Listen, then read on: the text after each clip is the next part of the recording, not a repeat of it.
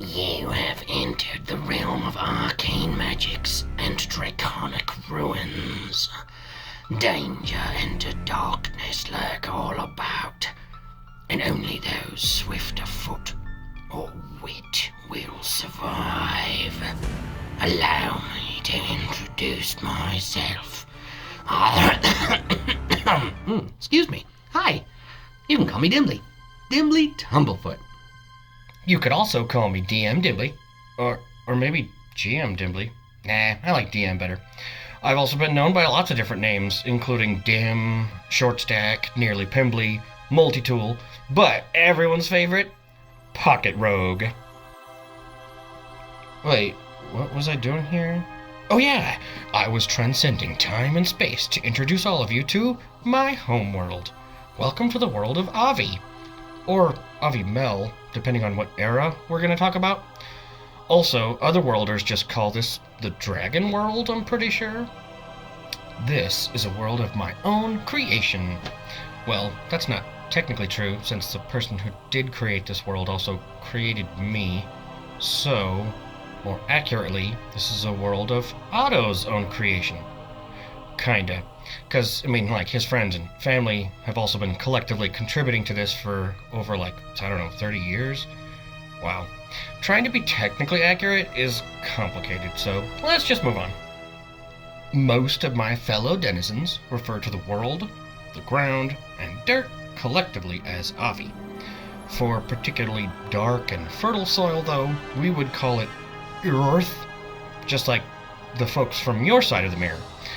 Our nearest neighbors, the moon folk, mostly like elves, fae, gnomes, etc., they refer to the world as, Helenisil?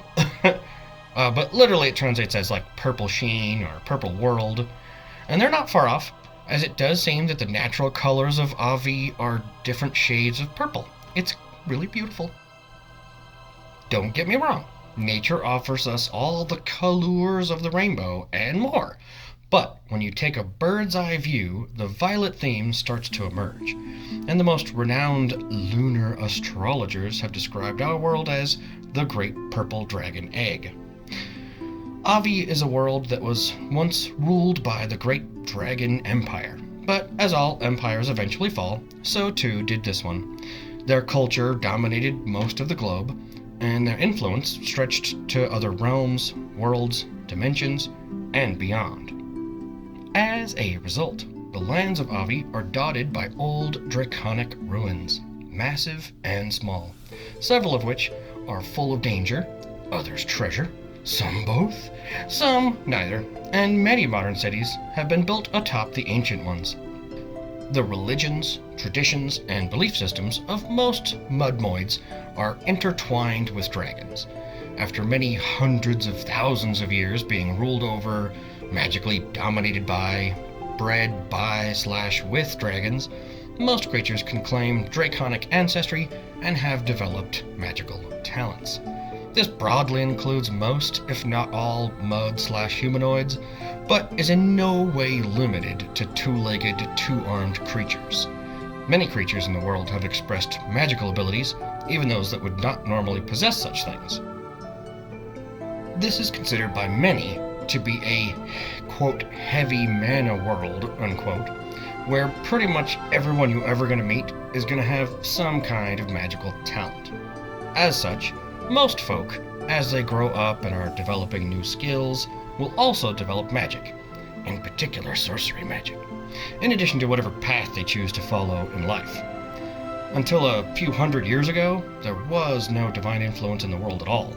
No clerics or druids, priests or paladins, or any other spellcaster that relies on divine powers. I'm sure that there were charlatans and folk that believed they had power, but real godly magics only began manifesting in Avi as the lunar elf and giant kin cultures started to spread.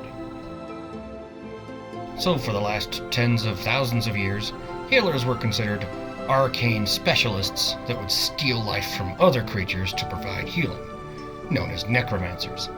And necromancy is still considered to be the oldest and most respected form of magecraft to this day. In the last, 1,000 years or so, song magic and alchemy magic have particularly taken on that role. And some cultures have developed healing magic specialists as like a counterpart to necromancy. Kind of like a biomancy, if you will.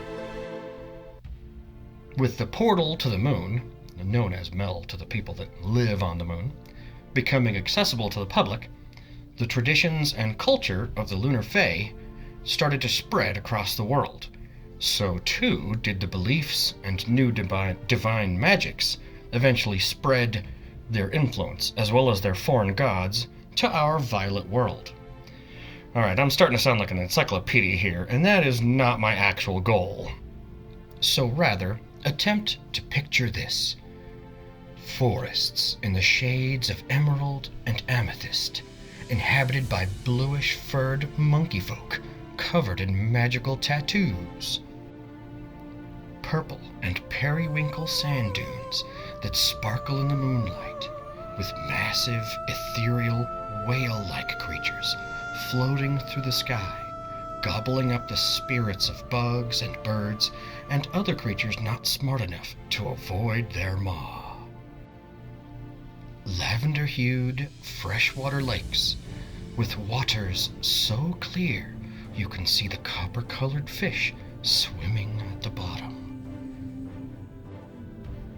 In the distance on the horizon, you can see the peak of a mountain, the sun's light gleaming off the top. But as you travel closer to it, you realize it's too perfect, with edges too straight. Finally, you realize it is not a mountain, but a pyramid, so massive you think it could not be possible, the top of which gleams with an unnaturally mirror-like quality. And, back in the Dragon Empire days, those things could float around and attack each other. Crazy, right? Oh, wow. So, now that we have a better mental picture of this magical world, perhaps you'll be inspired to join me on this new journey to uncover all there is to know about Avi, the Dragon World. And along the way, we'll also learn about Mel, the Fey Moon. Maybe someday we'll talk about the Strangers, but only after their celestial bodies visit us. I might be missing another moon too. I'm not really like a astro studier guy. I'm more of a lovable scoundrel type. Oh well. There are even other metaphysical realms that like supernaturally extend into and throughout our own. There's the spooky Silver Mist realms full of ghosts and such.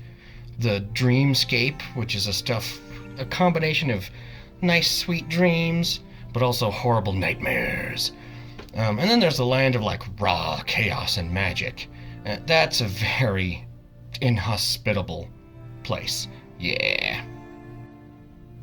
As we get to know more about the world that I came from, we'll also learn about the other worlds that are like interlaced with ours. Some near on a massive scale, some far away on an even massiver scale, as well as like the history of the dragons and their old empire, how they built gigantic portals to the moon and other parts of the cosmos.